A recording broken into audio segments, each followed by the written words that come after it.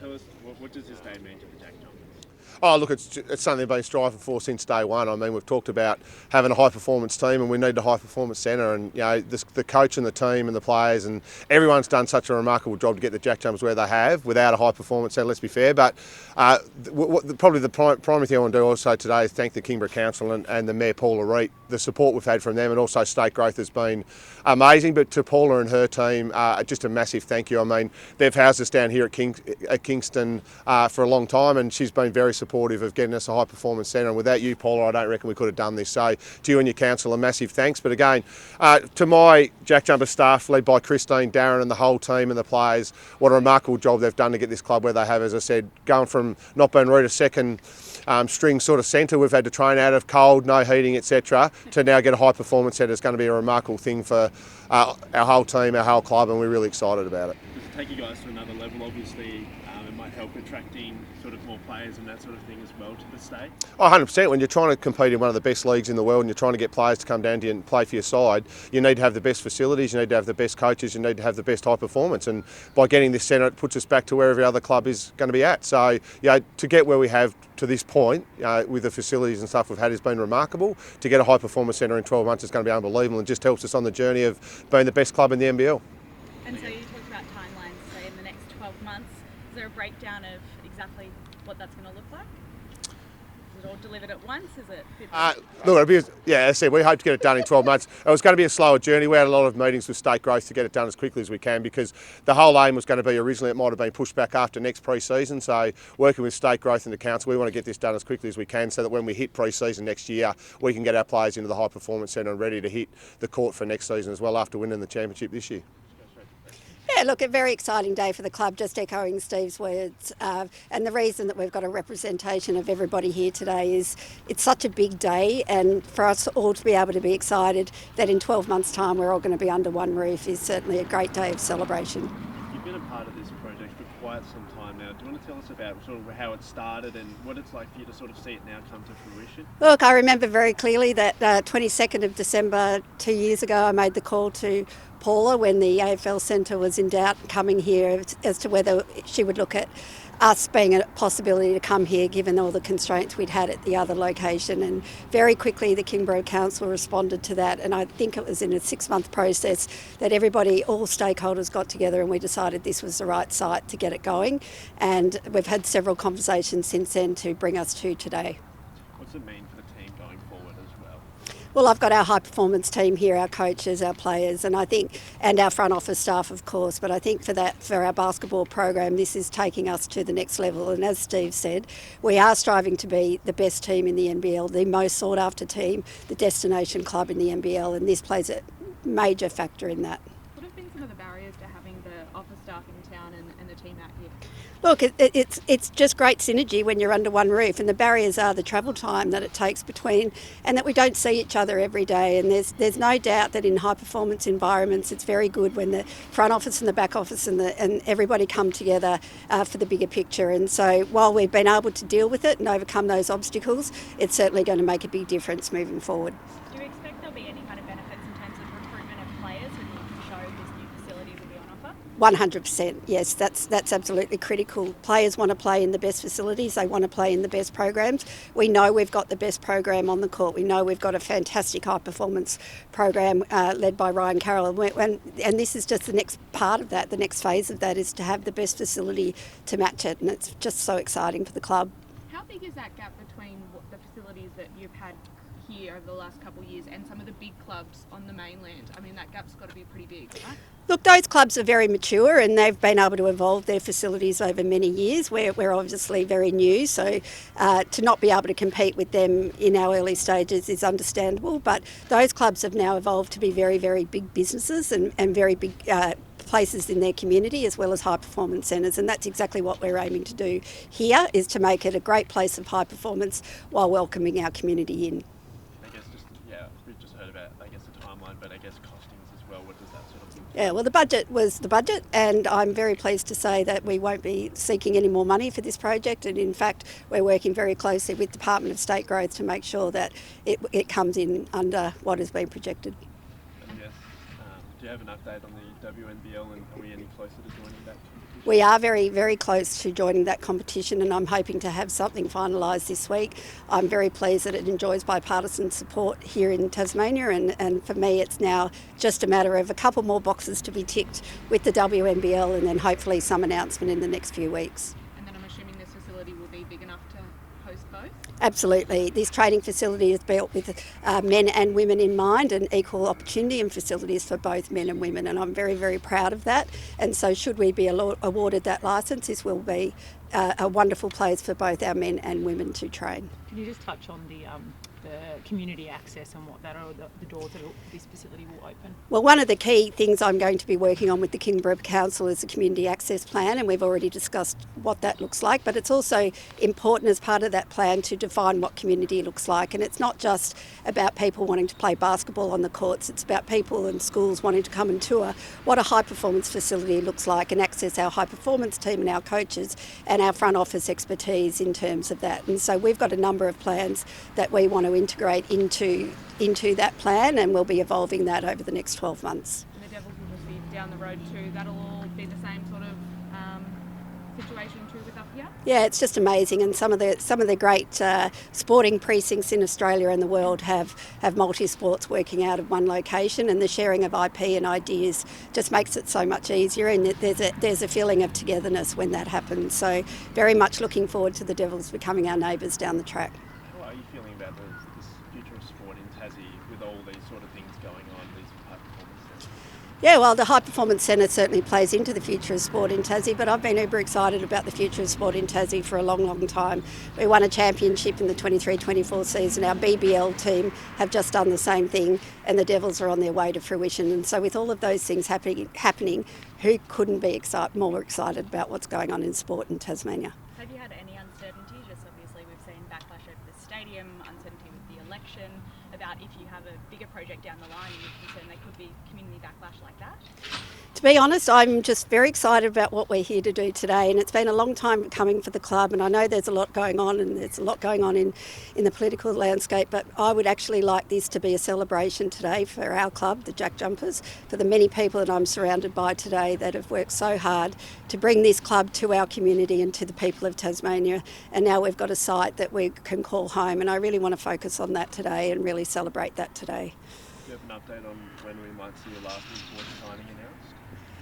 Well, I think Darren Smith's been working very hard behind the scenes on that, and once again an announcement should be coming in the next little while. And this season's fixture is reportedly due to release this week. Have you made any requests to avoid things like Christmas Day and AFL Grand Final Day? I've made a number of requests to the NBL around this fixture, and I'm continuing to work with the NBL. I have seen a draft schedule, and I'm working with our high performance team, our coaches and other key stakeholders to make sure that we get something that we believe is fair and something that we can achieve results at the highest level. So I'm working with the NBL on that, and I expect that we'll see the results of that later this week. Have many members given up their memberships over the off-season, and will some of those that have been on the wait list get an opportunity? Look, we're still going through that process, and as we evolve the season and some of the announcements that come around the fixture, we'll be making some comments around our support and our waitlist members and how they may potentially be able to access tickets to the game this season, and something that we've been very focused on from the board right through to the staff in making sure that as many people as possible in Tasmania can touch and feel the product by coming to the game. How are upgrades going to the Silver Dome coming along as well?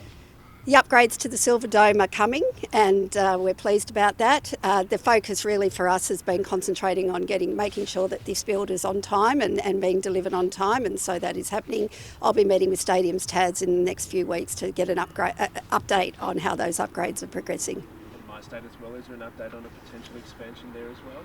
Look, I think the focus, as I said, has been on a number of other things at the moment. We've obviously made our point clear that we would love an upgraded arena at my State Bank Arena. It was something that we put forward in the federal election that didn't receive a lot of traction, but they're the conversations that we're still having behind the scenes and we'll continue to have until we feel that we can accommodate more Tasmanians at our games.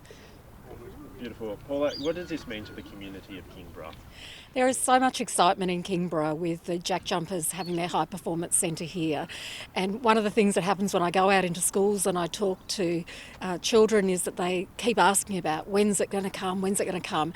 And the excitement that they have, not only as aspiring basketballers themselves, but just a sense of community pride that we're going to have elite level sports people continuing to train here in Kingborough, that we're going to be the home of the JackJumpers in terms of all of the coaching and administrative staff here is creating so much excitement. And I think obviously there's going to be economic benefits for the community that are going to flow from people living in the area, from shopping in the area, working in the area, and there's a big truck.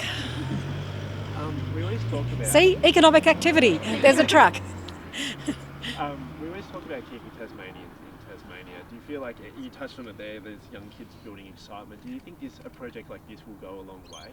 Look, absolutely. I mean, for a start, I know that Fairbrothers, who are working on other projects in the area, have a really firm commitment to employing apprentices. So that's obviously giving a pathway for people in the construction industry. But for young people to be able to take part in the New Tasmanian Sports Academy across a range of sports and then see a pathway for themselves in Tasmania without moving to the mainland is a huge positive. And if you think about the high school, which is just next door here, they're focusing on elite sports at years 11 and 12, and so this is a wonderful opportunity for them to work really closely with the JackJumpers. You touched on it a little bit there, but what do you hope from the council's perspective that community engagement looks like and that access to the facility? Look, obviously there are a range of benefits. There's the excitement of the community being able to come in and take part in programs here at the High Performance Centre along with some of the JackJumpers teams. That's obviously going to be very, very popular, but we're also going to have the benefit of some space being freed up at the Kingborough Sports Centre. We've loved hosting the JackJumpers there, but we've got a huge issue when it comes to capacity at the Sports Centre.